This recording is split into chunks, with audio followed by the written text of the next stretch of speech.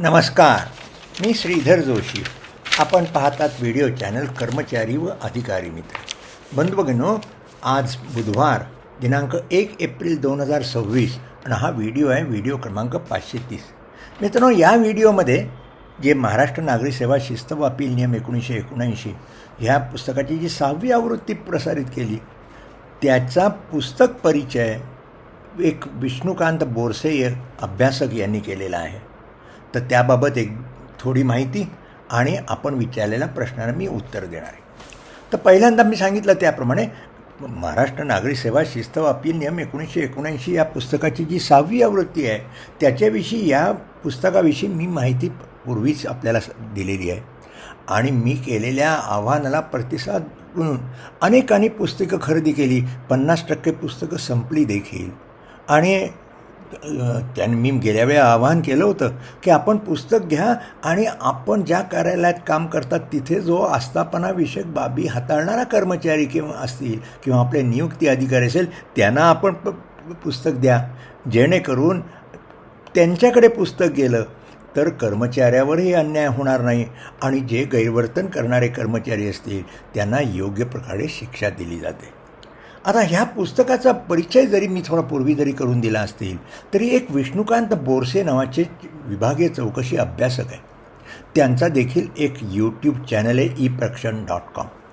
त्यांनी ह्या पुस्तकाचा परिचय करणारा एक छोटासा व्हिडिओ केलेला आहे आणि तो व्हिडिओ मी सांगितलं त्याप्रमाणे त्या व्हिडिओची लिंक आजच्या डिस्क्रिप्शन बॉक्समध्ये दिलेली आहे.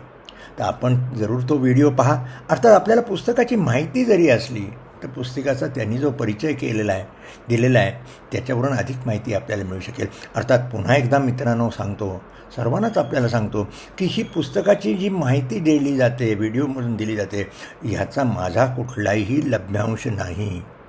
मला मिळणारं ज्ञान जे आहे, अनुभव मिळाला आहे तो लोकांपर्यंत पोचवावा एवढ्या एकमेव उद्देशाने मी व्हिडिओ चॅनलही करतो आणि पुस्तकंही करतो.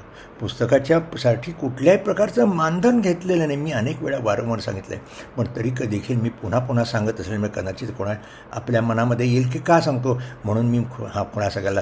सो मित्रांनो, या व्हिडिओच्या डिस्क्रिप्शन बॉक्समध्ये जी लिंक दिली आहे त्या लिंकच्या आधारे विष्णुकांत बोरसे हे विभागीय चौकशी अभ्यासक आहेत. ते पूर्वी कृषी खात्यात होते आणि त्यांनी जो हा पुस्तकाचा परिचय केला आहे त्या व्हिडिओची लिंक या डिस्क्रिप्शन बॉक्समध्ये दिली आहे. आपण तो व्हिडिओ जरूर पहा. चला प्रश्नांची उत्तरं देण्यास सुरुवात करतो. मित्रांनो, पहिला प्रश्न आहे की एक सक्तीची रजेवर पाठवणे या संबंधित काही नियम आहेत का, असे एक दीपक यांनी विचारलेलं आहे.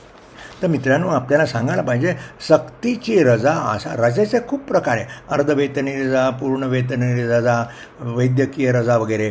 पण सक्तीची रजा असा कुठलाही प्रकार महाराष्ट्र नागरी सेवा रजेच्या नियमामध्ये नाही. पण अनेक वेळा आपल्याला वर्तमानपत्र येतात की कर्मचाऱ्याला सक्तीच्या रजेवर पाठवलं. याचा अर्थ काय? सक्तीच्या रजेवर पाठवलं याचा अर्थ त्या कर्मचाऱ्याला सांगितलं जातं की बाबांनो, तू इथे काही तुझ्याकडून काही गैरवर्तन झालं असेल, तुझ्याकडे काही आरोप वगैरे असतील तर पण तुला निलंबन वगैरे करण्याच्या ऐवजी आम्हाला दिसतंय असं की तू रजेवर जावं असं त्याला सुचवण्यात येतं. पण कंपल्सरी रजा, सक्तीची रजा असा कुठलाही प्रकार आपल्या नियमामध्ये नाही. पण नेहमी असं म्हटलं जातं की जेव्हा एखाद्या कर्मचाऱ्याला तिथे काम करणं अशक्य केलं जातं मग केव्हा निलंबन केलं जाईल वगैरे किंवा तुझी बदली केली जाईल वगैरे, तू रजेवरच जा वगैरे असा त्याला सल्ला दिला जातो. तो सुद्धा सल्ला जो दिला असतो तो अधिकृत नसतो आणि मग कर्मचारी जेव्हा जातो तर त्याला काही जण सक्तीची सेवानिवृत्ती म्हणतात. पण यासंबंधी कुठलेही नियम नाहीत. त्याला या प्रश्नकर्त्या भगिनी आहेत. यांनी या प्रसूती रजेसंबंधी यांनी बरेच दिवसापूर्वी मला मेल पाठवली होती. 1-2 मेलही पाठवल्या. त्यांना प्रश्न उत्तराचा उशीर होतो आहे. मेलनी देखील उत्तर पाठवू शकलो नाही, पण आता ह्याच्यामध्ये उत्तर देतो. आता त्यांचं म्हणणं, त्यांची जेव्हा प्रसूती रजा होती त्यांच्या तो बाळाचा मृत्यू झाला. म्हणजे बाळ झालं ते देखील लवकर झालं पण तरी त्या बाळाचा मृत्यू झाला. तर त्यांचं आता असं म्हणणं आहे की हा जो मृत्यू झाला हे मी ऑफिसला कळवणं आवश्यक आहे का, हा त्यांचा पहिला प्रश्न. आता पहिल्या प्रश्नाला मी एवढंच सांगेन की आपण मॅटर्निटी लिव्ह घेतलेली आहे. मॅटर्निटी लिव्ह घेतली असताना हा जो प्रकार झाला आहे, कारण आपल्याला देखील मॅटर्निटी लिव्ह जाण्याच्या पूर्वी देखील प्रॉबेबल डेट ऑफ प्रसूतीची काय आहे ही देखील आपल्याला कळवावी लागते.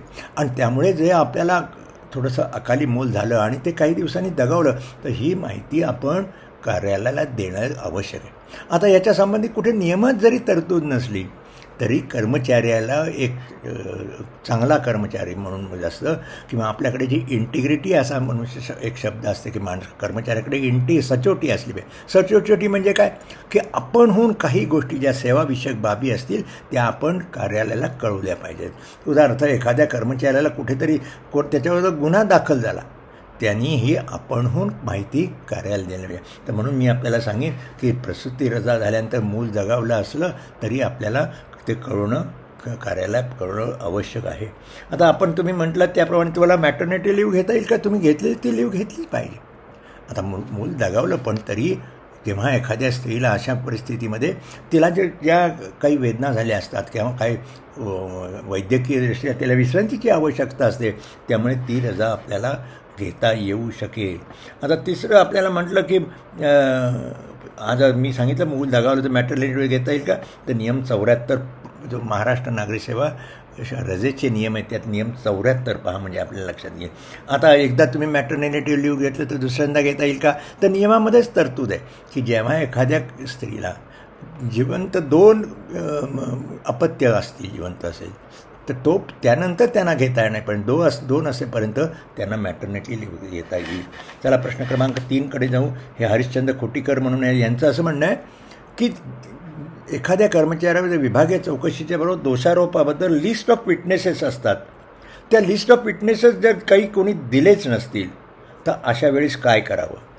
तर मी आपल्याला एवढंच सांगेन की चार्जशीट एखाद्या कर्मचाऱ्याला देताना लिस्ट ऑफ विटनेसेसमध्ये साक्षीदार दिले पाहिजेत.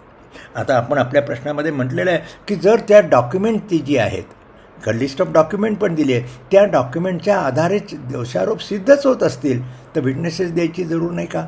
तर नाही. तर कारण शेवटी जी डॉक्युमेंट्स आहेत ती डॉक्युमेंट तीच आहेत आणि त्याच्यावर त्या कर्मचाऱ्याला काही त्याचं म्हणणं असेल ते ऐकून घेण्याची जरूर आहे आणि ती डॉक्युमेंट त्याला मान्य आहेत किंवा नाही ह्याची खातरजमा चौकशी अधिकाऱ्याच्या समोरच होऊ शकते. आणि म्हणून लिस्ट ऑफ विटनेसेसमध्ये ज्याच्या ताब्यात ही कागदपत्रं असतात त्या कर्मचारी असो अव्वल कारकून असो सिनियर क्लार्क असेल त्या माणसाला विटनेस म्हणून दाखवलं पाहिजे आणि त्याची साक्ष चौकशी अधिकाऱ्यासमोर होणं आवश्यक आहे.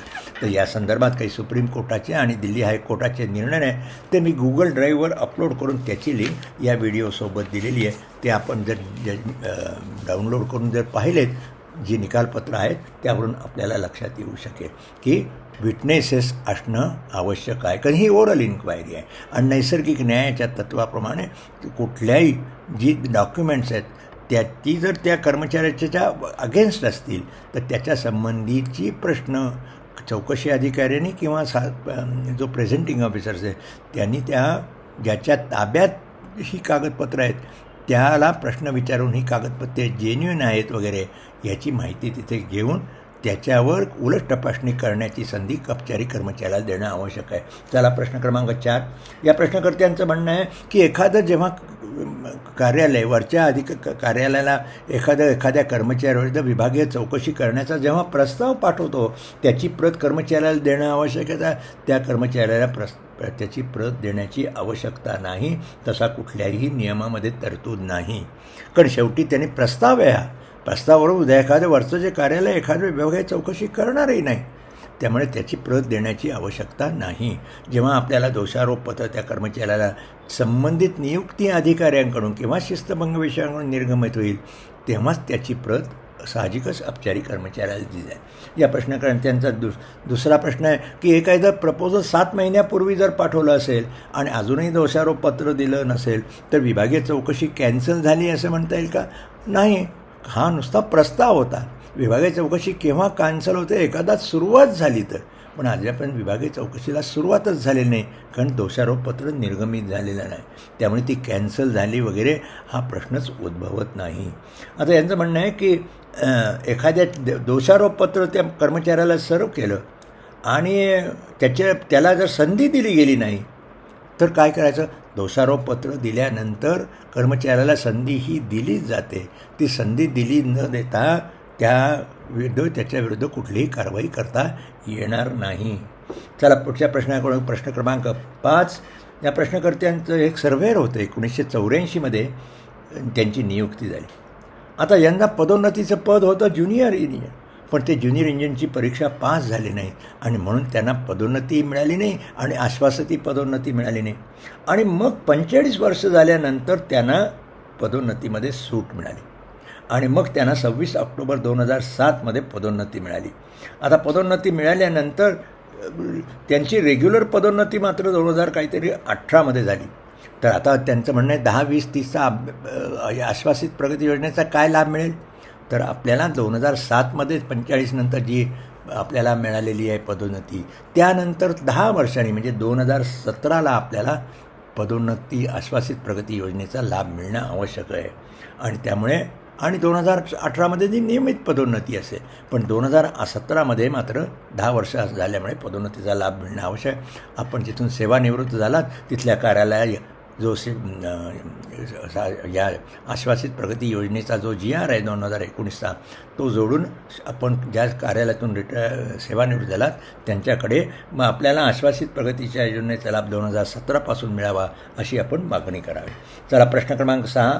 या प्रश्नकर्त्यांचं म्हणणं आहे कर्मचारी गायब झाला आणि 2 वर्षांनी हजर झाला तर त्याला कामावरून काढून टाकले जाते का शिक्षा करून हजर करणार? एखादा कर्मचारी कुठल्याही रजा न घेता म्हणजे अनधिकृत रजेवर 2 वर्ष राहिला, गैरहजर आला, तर ही त्याची गैरवर्तणूकच असते आणि त्या गैरवर्तणुकीबद्दल त्याला शिक्षा करणं आवश्यक आहे. आता ह्यामध्ये मात्र तो जेव्हा एखादा 2 वर्षांनी हजर होतो त्यावेळेस त्याला जर त्यांनी रजा घेतलेली नसेल तर कुठल्या कारणास्तव त्याची विचारणा केली पाहिजे आणि जरूर तर म्हणजे त्यांना मेडिकल बोर्डाकडे किंवा डॉक्टरांकडे पाठवलं गेलं पाहिजे की तो फिट आहे किंवा नाही. आणि मग त्याच्याविरुद्ध नियमित विभागीय चौकशी करून त्याला योग्य ती शिक्षा होणं आवश्यक आहे. तर यासंबंधी शासनाने एक परिपत्रक वित्त विभागानं काढलं आहे 10 ऑक्टोबर 2017ला की जो असा अनधिकृत राहतो त्याच्याविरुद्ध काय कारवाई करावी. तर आपण कर्मचारी व अधिकारी मित्र या चॅनलवरील व्हिडिओ 29 बरोबर हा शासन निर्णय मी दिलेला आहे. आपण चॅनलला सबस्क्राईब केलं नसेल तर सबस्क्राईब करा आणि तो व्हिडिओ क्रमांक 29 पहा आणि तिथे डिस्क्रिप्शन बॉक्समध्ये जी लिंक दिली आहे त्या लिंकच्या आधारे आपण 10 ऑक्टोबर 2017चं परिपत्रक काढा म्हणजे आपल्याला प्रश्नाचं उत्तर मिळेल. प्रश्न क्रमांक 7. घटना 7 वर्षाची पूर्वीची घडली असेल पण दोषारोपपत्र देण्यास उशीर झाला तर बचावासाठी मनसा शिस्त अपील नियमामधला नियम सांगा. असा कुठला नियम नाही. आता आपल्याविरुद्ध 7 वर्षांनी घटनेची ही दिरंगाई झालेली, पण कुठल्याही नियमामध्ये अशी तरतूद नाही की किती दिवसातच चार्जशीट दिलं पाहिजे. पण आपण हा निश्चित 7 वर्ष म्हणजे हा प्रदीर्घ काळ झालेला आहे. तर त्यामुळे ही चौकशी रद्द करावी यासाठी आपल्याला अपील करता येईल किंवा महाराष्ट्र प्रशासकीय न्यायाधिकरणाकडे दाद मागता येईल. परंतु बचाव कसा करावा याच्यासाठी स्वतंत्र महाराष्ट्र नागरिक सेवा शिस्त अपील नियमामध्ये तरतूद नाही. तेव्हा आपण यासंबंधी योग्य तो विचार करा. आपल्याला अधिक काही जर माहिती पाहिजे असेल तर मला येत्या मंगळवारी सकाळी 10:30 ते 12:30 या दरम्यामध्ये 02025608198 या दूरध्वनीवर फोन करा. चला प्रश्न क्रमांक 8. या अंजली धर्माधिकारी आहेत, यांनी मेल मला पाठवली. यांचं म्हणणं की फॉर्म 6 म्हणजे काय असतो? महाराष्ट्र नागरिक सेवा निवृत्तीवेतन 1982च्या नियमाबरोबर पुष्कळसे फॉर्म दिलेले आहेत. तर हा फॉर्म हा काय आहे तर एखाद्या कर्मचाऱ्याला त्याला निवृत्तीवेतन आणि सेवा उपदान किती देय आहे हे करण्याकरता जी माहिती गोळा केली जाते ती या फॉर्म नंबर 6मध्ये दिली जाते. त्या फॉर्म 6मध्ये पार्ट 1, 2, 3 आहेत. पार्ट 1मध्ये पेन्शनर्सची माहिती द्यायची आहे, मग दुसऱ्या पार्टमध्ये ऑडिटच्या संबंधीची माहिती आहे आणि मग तिसऱ्या पार्टमध्ये पेन्शन कॅल्क्युलेशन, त्या कर्मचारी जो सेवानिवृत्त होतो त्याला किती पेन्शन ग्रॅच्युटी देय आहे यासंबंधीचा हा फॉर्म आहे. आपण जर महाराष्ट्र नागरिक सेवा निवृत्ती वेतन नियम 1982 घ्या आणि त्याच्यामध्ये हा फॉर्म दिलेला आहे. तो फॉर्म आपल्याला डाउनलोड करून घेता येऊ शकेल. आपल्याला जर हा फॉर्म पाहिजे असेल तर पुन्हा एकदा मेल पाठवा, तो फॉर्मचा मी झेरॉक्स कॉपी आपल्याला पाठवू शकेल. चला प्रश्न क्रमांक 9. या प्रश्नकर्ते यांचं म्हणणं आहे, या पगार म्हणून आहे सुभाष पगार आहेत, यांच्या पत्नी शाळेत शिक्षिका होते. नाशिक जिल्ह्यामध्ये जिल्हा परिषदच्या शाळेत शिक्षक होता, पण ज्या ठिकाणी त्या शिक्षिका होत्या तो भाग नंतर मनपामध्ये म्हणजे नाशिक महानगरपालिकामध्ये वर्ग करण्यात आला. मग साहजिकच त्यांच्या सेवा नाशिक महानगरपालिकेकडे सुपूर्द करण्यात आल्या आणि मग तिथे त्यांची सेवा झाली आणि आता त्या सेवानिवृत्त झाल्या. आता 31 जानेवारीला सेवानिवृत्त झाल्यानंतर त्यांना पेन्शन व ग्रॅच्युटी आहे. पण जेव्हा त्यांनी मनपा म्हणजे महानगरपालिका नाशिकच्या ठिकाणी शिक्षण मंडळाकडे चौकशी केली तेव्हा तिथल्या काही कार्यालयाच्या कर्मचाऱ्यांनी त्यांना सांगितलं की तुमची काही जी सेवा जिल्हा परिषदेमध्ये झालेली आहे तेव्हा त्यातलं त्या काळाचं जे सेवा उपदान असेल ते जिल्हा परिषदेमध्ये करीन म्हणून सांगण्यात. तर ही जी माहिती तुम्हाला शिक्षण मंडळाने दिली ही चुकीची आहे. ज्या ठिकाणी कर्मचारी निवृत्त होतो त्या ठिकाणच्याच कार्यालयाला त्या कर्मचाऱ्याला निवृत्ती वेतन आणि सेवा उपदान द्यायचं असतं. त्यामुळे आपल्याला सेवा उपदान हे नाशिक महानगरपालिकेतर्फेच दिलं जाईल. आता त्याच्याकडून जर त्यांना जिल्हा परिषदेकडून काय घ्यायचं आहे वगैरे यासंबंधीचा जो पत्रव्यवहार असेल तो महानगरपालिकेने जिल्हा परिषदेमध्ये करावा. जेव्हा आपली शाळा असेल किंवा नाशिक महापालिकेमध्ये शाळा जिल्हा परिषदेच्या शाळा जेव्हा महापालिकेच्या कार्यक्षेत्रात आला तेव्हा एक नगर विकास विभागाने यासंबंधीचा एक GR काढलेला असेल. त्या GRमध्ये या गोष्टी खुलासा केला असेल. पण आपल्या दृष्टीने जो महत्त्वाचा मुद्दा आहे की आपल्याला जे सेवा उपदान आहे ते सेवा उपदान नाशिक महानगरपालिकेनेच देणं बंधन आहे. त्याच्यासाठी जिल्हा परिषदेच्या काळात जी सेवा झाली ते जिल्हा परिषदेकडून द्या असं नाशिक महानगरपालिकेला म्हणता येणार नाही. ते जर आपल्याला सांगत असेल तर चुकीचं आहे. त्याच्यासाठी आपण महानगरपालिका आयुक्तांकडे दाद मागा, नसेल तर शासनाकडे देखील मागा. आपल्याला अधिक काही माहिती असेल तर मला मंगळवारी दूरध्वनीवर फोन करा. दूरध्वनी 02025608198 हा फोन. चला प्रश्नाच्या शेवटच्या 10व्या प्रश्नाकडे या हा प्रश्न नाही आहे. हे गौतम भालेराव आहेत, पोलीस अधिकारी आहेत, परभणीला असतात.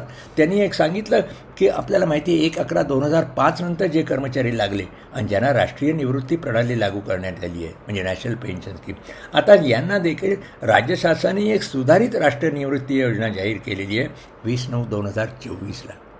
तर यामध्ये तो कर्मचारी जे 1/11/2005 नंतर लागले त्यांना हा जो विकल्प द्यायचा आहे की कुठली त्यांना निवृत्ती वेतन योजना लागू पाहिजे, हा निवृत्ती वेतन हा जो विकल्प देण्याची मुदत देखील शासनाने 31/12/2026पर्यंत वाढवून दिलेली आहे.